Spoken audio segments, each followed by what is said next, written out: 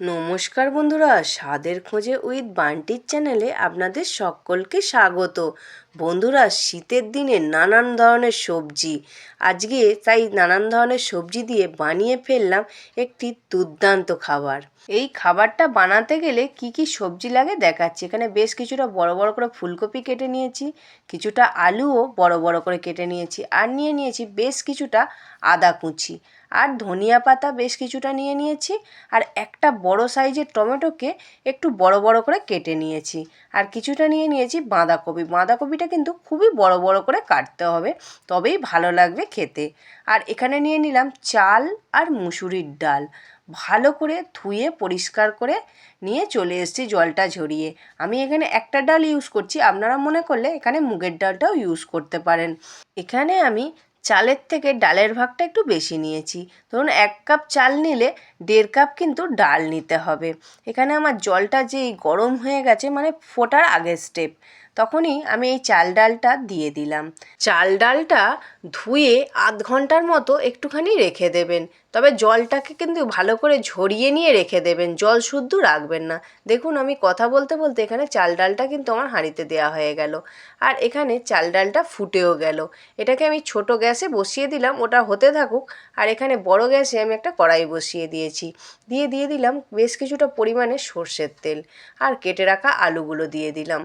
আলুগুলোর ওপর দিয়ে দিচ্ছি অল্প করে হলুদ গুঁড়ো আর নুন, দিয়ে ভালো করে লাল লাল করে ভেজে নিতে হবে। দেখুন বন্ধুরা, আমার এখানে কিন্তু লাল লাল করে ভাজা হয়ে গেছে। এইগুলোকে আমি তেলটাকে ঝরিয়ে তুলে নিলাম, নিয়ে ওদিকে যে আমার চাল ডালটা ফুটছে ওতে দিয়ে দিলাম আলুগুলো সিদ্ধ হওয়ার জন্য।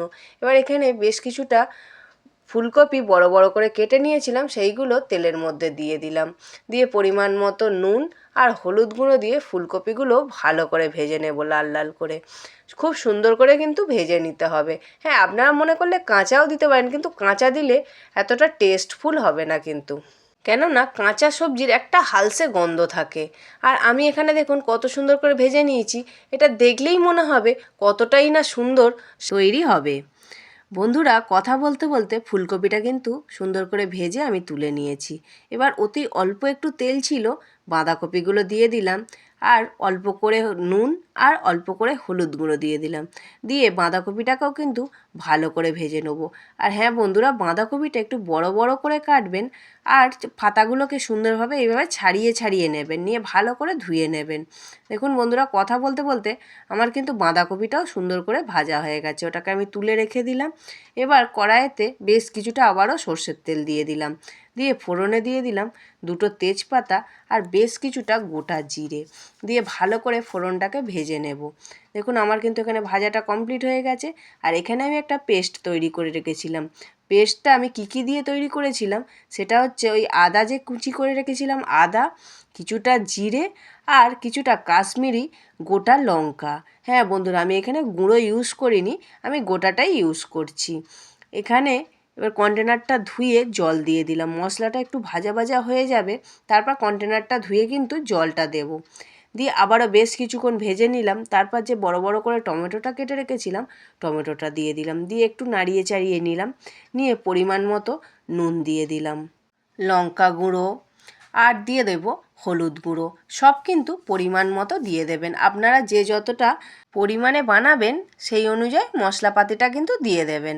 আর দিয়ে দিলাম বেশ কিছুটা চিনি, দিয়ে মশলাটাকে ভালো করে কষাতে থাকবো। যতক্ষণ না সুন্দর করে কষানো হচ্ছে, মশলাটাকে কিন্তু সুন্দরভাবে কষাতে হবে। মশলা কষানোর ওপরেই কিন্তু রেডি হবে আজকের রেসিপিটা।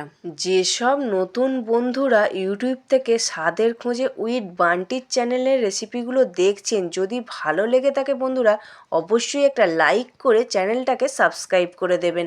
আবারও ফিরে আসছি রান্নার পর্বে।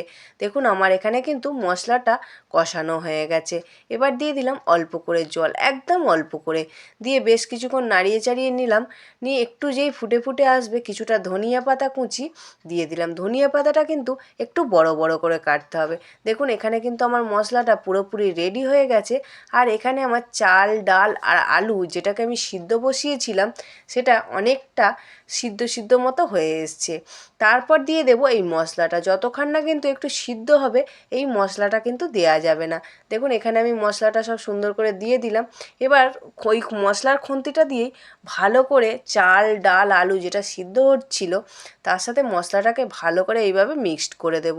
দেখুন এখানে কিন্তু আমার অনেকটা মিক্সড করা হয়ে গেছে। এইভাবে সুন্দর করে মিক্সড করে দেবেন যাতে মশলাটা চারিদিকে ছড়িয়ে যায়। দেখুন বন্ধুরা এখানে আমার মশলাটা দেওয়ার পরও কিছুক্ষণ ফুটে গেছে। এবার দেখুন এখানে আমার কিন্তু চালটা সিদ্ধ হয়ে গেছে। চাল ডাল সিদ্ধ হয়ে যাবে কিন্তু একটু মাখো মাখো হবে, তবে কিন্তু খেতে ভালো লাগবে। দেখুন এখানে সুন্দরভাবে ফুটে গেছে। আর যে ফুলকপিগুলো ভেজে রেখেছিলাম সেই ফুলকপিগুলো দিয়ে দিলাম। দিয়ে বেশ কিছুক্ষণ এবার আবার নাড়িয়ে চাড়িয়ে দেবো। দিয়ে এবার ফুটতে দেবো। যেসব নতুন বন্ধুরা ফেসবুক থেকে আমার চ্যানেলের রেসিপিগুলো দেখছো, যদি ভালো লেগে থাকে অবশ্যই একটা লাইক করে চ্যানেলটাকে ফলো করে দেবে।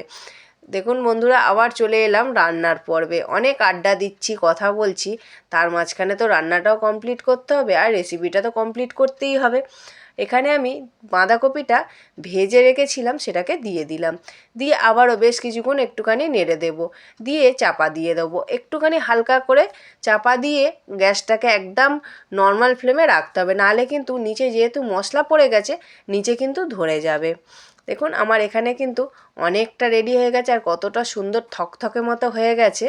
এবার এখানে আমি ছোটো চামচের 1 চামচের মতো গুঁড়ো গরম মশলা দিয়ে দিলাম। দিয়ে ভালো করে এটাকে মিক্সড করে নেব। যতক্ষণ না সুন্দরভাবে মিক্সড হচ্ছে এইভাবে কিন্তু মিক্সড করে দিতে হবে, কেন যেহেতু গুঁড়ো গরম মশলা না, ও একটা জায়গায় ঠিক রয়ে যায়। এটা চারিদিকে ভালো করে মিক্সড করে দিলে খেতে খুব সুন্দর লাগবে। বন্ধুরা আমার এখানে নানান রকম সবজি দিয়ে কিন্তু খিচুড়িটা অনেকটা রেডি হয়ে গেছে। আর নামানোর আগে বেশ কিছুটা ধনিয়া পাতা কুচি আবারও দিয়ে দিলাম। দিয়ে একটুখানি নাড়িয়ে চাড়িয়ে দিয়ে চাপা দিয়ে দেবো। হ্যাঁ বন্ধুরা আপনারা এতে ঘিও দিতে পারেন, আমি এতে ঘি দিলাম না। আমরা যখন খাবো তখন ওই খাবারের পাতেতেই ঘি নিয়ে নেব।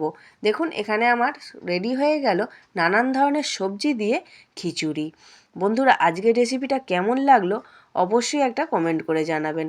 দেখুন বন্ধুরা আমি পাতে ঢালছি যখন কতটা সুন্দর হয়েছে দেখতে, আর কতটা খেতেও যে সুন্দর হয়েছে আপনাদের বলে বোঝাতে পারবো না। অপূর্ব লাগে। আর এর সাথে যদি একটা ডিম ভাজা হয়, ও হো হো জাস্ট জমে যাবে। বন্ধুরা আমি যেভাবে বানালাম নানান ধরনের সবজি দিয়ে, এই শীতের দিনে আপনারাও কিন্তু এইভাবে রেসিপিটা বানাবেন। বানিয়ে খেয়ে অবশ্যই আমাকে একটা কমেন্ট করে বলবেন যে কেমন হয়েছে রেসিপিটা। আমার তো খুবই ভালো লাগে। বন্ধুরা এইভাবে বানিয়ে ফেলুন আর 1 চামচ ঘি দিয়ে পরিবেশন করুন। ও হো হো জাস্ট দারুণ লাগবে। অপূর্ব অপূর্ব স্বাদের এক রেসিপি। কি না ভালো লাগে, আমার কিন্তু খুবই ভালো লাগে বন্ধুরা। আজকে রইল এই পর্যন্ত, আবারও দেখা হবে অন্য কোনো দিন অন্য স্বাদের রেসিপি নিয়ে।